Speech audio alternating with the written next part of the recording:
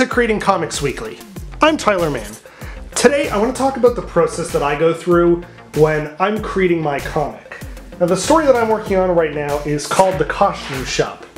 And it's a horror comedy about a boy who works at a haunted Halloween store where all of the costumes are alive. So this book is on Kickstarter right now, and I wanted to talk about the process that I go through before I start working on a book and moving it into the print version that you're seeing right now on screen.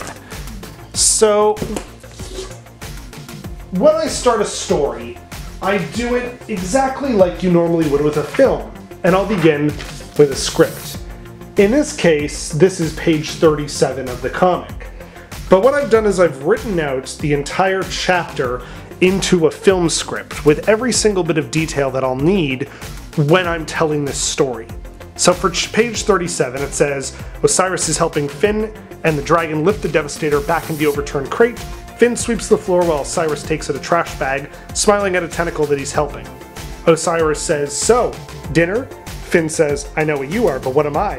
They laugh and look at the dragon. The dragon says, "I'll see you later. If you need me, call me," and it flies out through a skylight. So when I'm working on this story, I have to think in terms of a film. Every single panel of the page is acting like a film strip. I'm telling the story by directing the reader's eye to the important details. So if it says, "they laugh," I need to make sure that that is basically described in the story through the visuals of the comic panel. Or if I say, "the dragon flies out through the skylight," I need to point the camera in that direction so the reader or the viewer understands what's happening. For that, I recommend an awesome book called Directing the Story, which I used to learn about storyboarding and techniques that are used in live action and animation. This book definitely helps in teaching you about what storyboarding is, how it works, and how it can be used in comic design. What you're seeing here are panels from different animated films or live action movies. But in this case, they're almost like the panels of a comic. They're just arranged at 9 panels a page, and they're all in the same shape, with no dialogue bubbles. So, after I have started with this, the next thing I'll do, which is taking this script and turning it into a thumbnail. I've taken each of these lines or directions and turned them into a small, rough drawing of the page. And from here I can get a sort of idea of what the page is going to look like, where the speech bubbles are going to be placed, and create a general flow. Sometimes I may go back and draw a new version of a panel, like I did with this panel. Instead of having Finn and Osiris just lifting this into the box, I'm including a new costume, the cheese costume, named Sharp Cheddar, and Finn's standing on top of it, so he's utilizing the characters from the shop. So now I have a rough version of this comic page. And the next thing I'm going to do is I'm going to sketch it out, and when that's done, I'm going to ink it.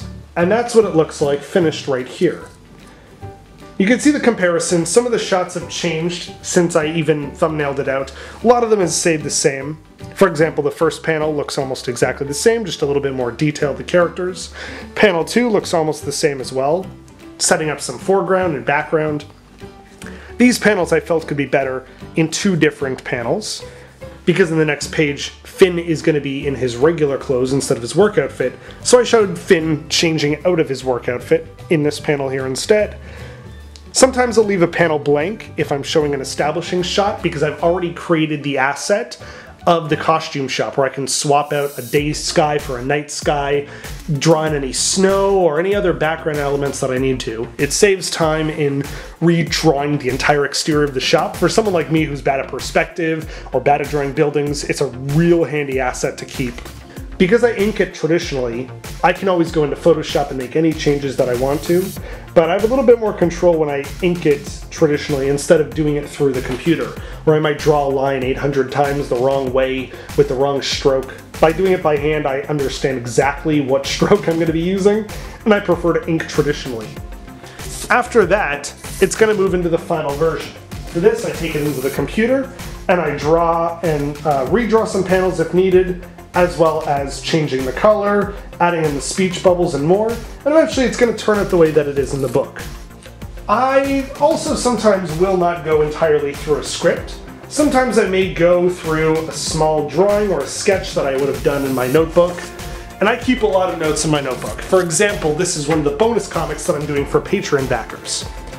It started off with just a simple idea, a little bit of dialogue, and then down here I've done essentially a small thumbnail which I use as the sketch. And after that, I'll take that into my sketchbook and I'll draw out the rough version that's eventually going to become the book. So, thank you so much for watching this episode of Creating Comics Weekly. Hope you've enjoyed a look at my process whenever I'm creating my comics. Remember to like and subscribe, and if you have your own comic, film a video like this and talk about it, because it's always great to talk about your project and let people know what's going on and where they can check it out. You can even use hashtag Creating Comics Weekly, or use Creating Comics Weekly as the own title of your show. So thanks so much for watching, and go make some comics! Yee!